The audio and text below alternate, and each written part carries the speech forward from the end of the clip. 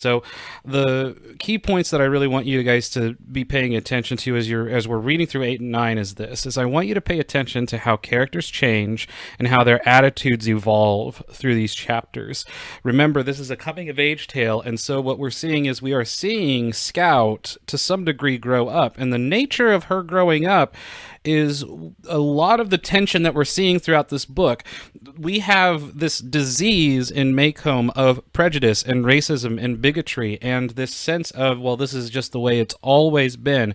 And then you have these forces that are on the outside, a small handful of people that say, well, that's not right. That's not how it should be. And so Scout has these forces where she has the community at large, the culture at large, and then she has the small handful of people that she's receiving a significant portion of her education from.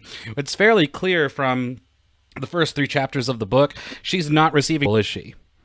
No, she's not getting, she's not learning to read, she's not learning to write. She already knows everything that they're trying to teach her there. She's trying to learn deeper, more important lessons. Not that reading and writing isn't important, but she's learning the lessons of life. And so I want you to pay attention to who foils one another in these upcoming chapters and what characters. Remember, a foil is a character that contrasts each other. Like if Mr. Beck is a really short guy and you would just observe and say, oh man, Mr. Beck is a short dude, if you just saw him walking down the sidewalk. And if you saw like a tall person next to him, you would go, oh man, he looks even shorter with a tall person next to him. So who's foiling who?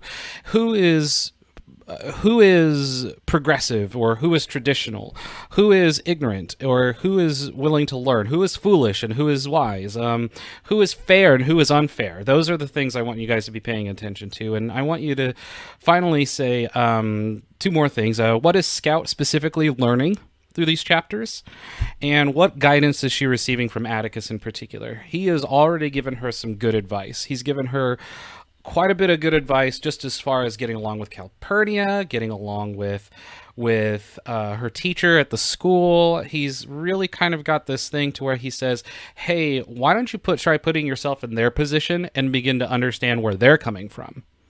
Why don't you go ahead and try to figure out what they're trying to, where they're seeing their perspective from. And if you walk around in their shoes, or you crawl into their skin and walk around for a little while, you're going to understand things better. And that is the fancy way that we use, or the fancy word that we use for that is empathy. He's essentially trying to teach Scout how to empathize with other people. Now, she's 6, 7 years old. Is she practiced in that? Is she? No.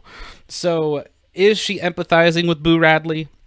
Is she empathizing with her teacher, or Calpurnia, or Miss Maudie, or Atticus, or Jem, or anyone? No, not really. But she's being taught, and she's being shown how. And so I want you to kind of like key into a little bit on empathy and how important empathy is. And finally, I want you to kind of want to see is like what could Boo symbolize? Because remember, a yellow piece of paper in any work of literature, is a yellow piece of paper just a yellow piece of paper?